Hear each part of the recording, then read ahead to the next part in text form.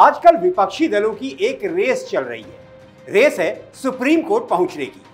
वक्फ संशोधन विधेयक 2024 के कानून बनने के बाद विपक्षी दलों और मुस्लिम संगठनों में गजब की हाय तौबा मची हुई है। सभी अपनी अपनी याचिका के लिए सुप्रीम कोर्ट की चौखट में सजदा कर रहे हैं। नमस्कार, मैं हूं दीप सिंह परिहार और आप देख रहे हैं कैपिटल टीवी पर अपना पसंदीदा शो एक्स-रे। राष्ट्रपति द्रौपदी मुर्मू की मुहर के बाद वक्फ अधिनियम 1995 का नाम उम्मीद हो गया, यानी नया नाम पड़ा unified Waqf management empowerment efficiency and development. समूचे विपक्ष ने साम दाम दंड भेद हर तरह की कोशिश की, लेकिन उन्हें नाकामी से ज्यादा कुछ नहीं मिला। मोदी सरकार ने पहले लोकसभा फिर राज्यसभा में वक्फ संशोधन बिल पारित करा लिया। पारित होने के बाद से हंगामा बरपा हुआ है। राजनीतिक पंडितों का विश्लेषण यह है कि मोदी सरकार ने मुस्लिम वोट बैंक का भौकाल खत्म कर दिया, और अगर यह विश्लेषण सही है तो कांग्रेस समेत कई सियासी दलों की दुकानों पर तो ताला लग जाएगा। ताला ना लगे इसलिए तमाम विपक्षी दल सुप्रीम कोर्ट की तरफ दौड़ लगा रहे हैं। वक्फ बोर्ड संशोधन कानून 2025 के खिलाफ विपक्षी दलों और मुस्लिम संगठनों ने सुप्रीम कोर्ट में अब तक 10 याचिकाएं दायर की हैं।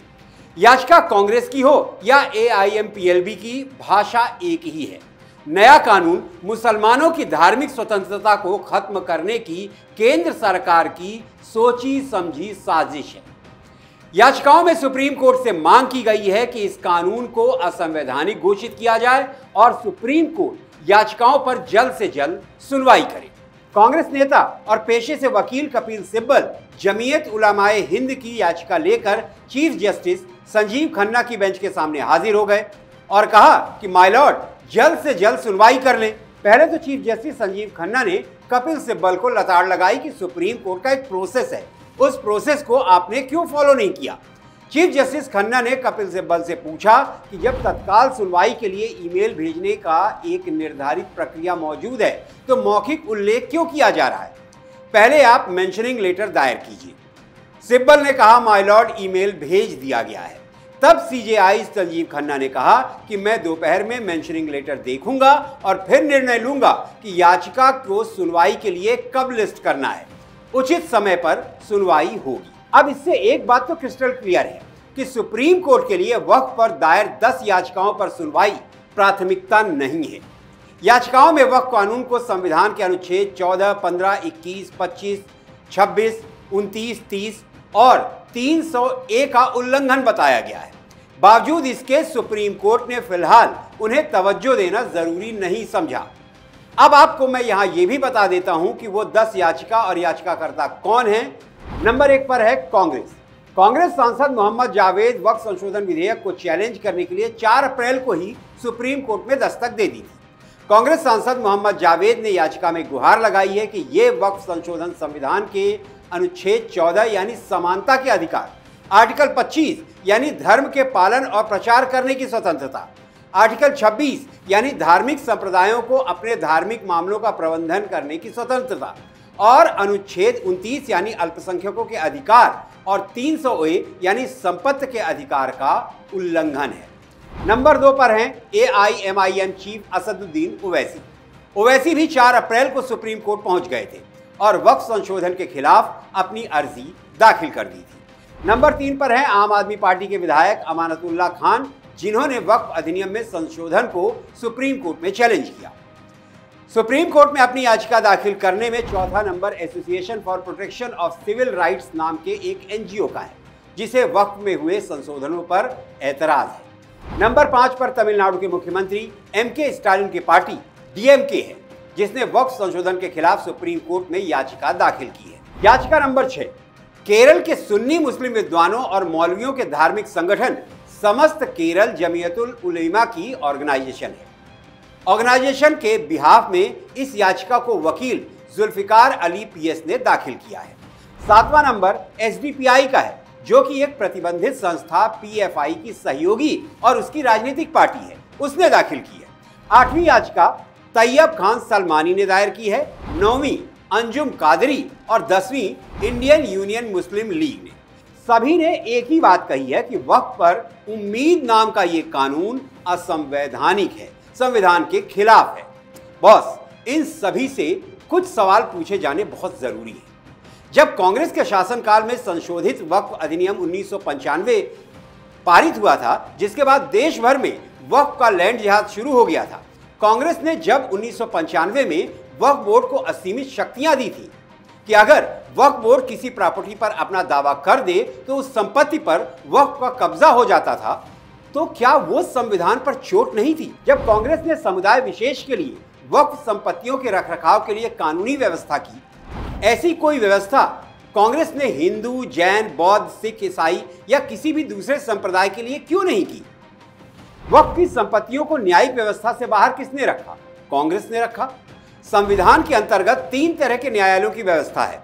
संविधान के आर्टिकल 124 से 146 के तहत संघीय न्यायपालिका यानी सुप्रीम कोर्ट, अनुच्छेद 214 से 231 के तहत हाई कोर्ट और अनुच्छेद 233 से 237 के तहत अधीनस्थ न्यायालय यानी छोटे court, session court, lower court. संविधान निर्माताओं की मंशा ये थी कि सभी तरह के नागरिक विवाद संविधान के तहत बनी न्यायपालिकाओं में ही सुलझाए जाएं।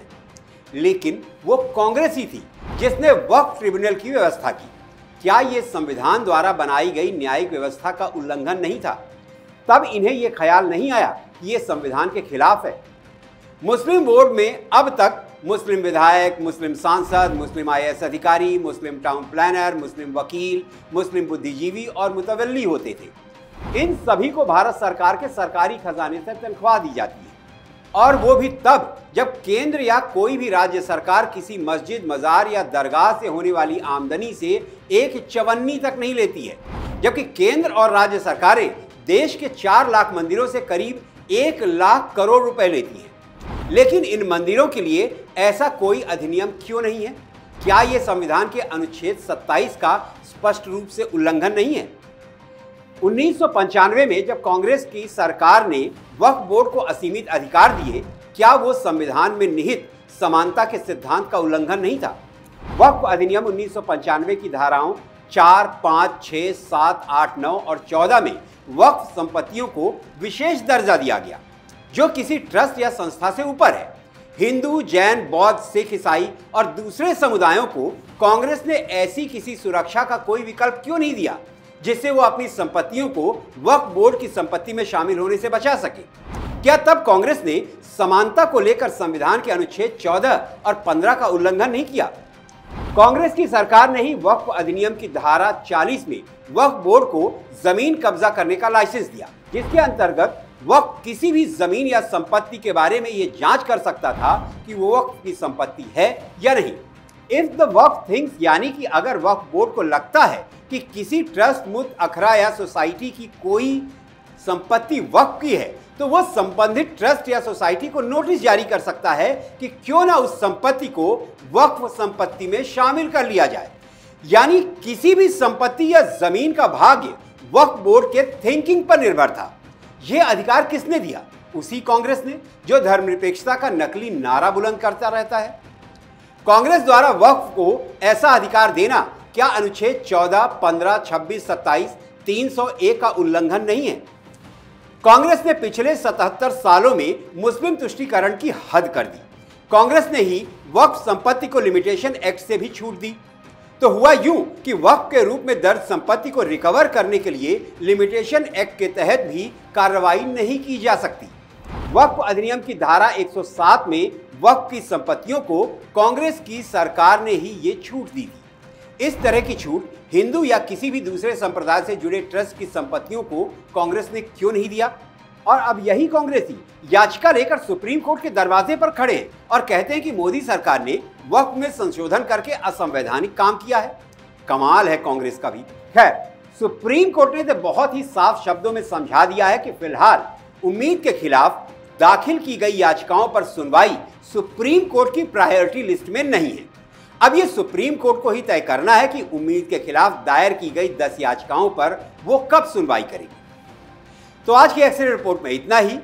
रिपोर्ट आपको कैसी लगी कमेंट बॉक्स में लिखिए। अच्छी लगी तो दोस्तों और परिवार के साथ शेयर कीजिए और हमारा हौसला बढ़ाइए। कैपिटल टीवी को सब्सक्राइब कीजिए। मुझे इजाजत दीजिए, अगली एक्सरे रिपोर्ट के साथ आपसे फिर मुलाकात होगी। तब तक आप अपना ख्याल रखें, स्वस्थ रहें, सुरक्षित रहें। जय हिंद, जय भारत।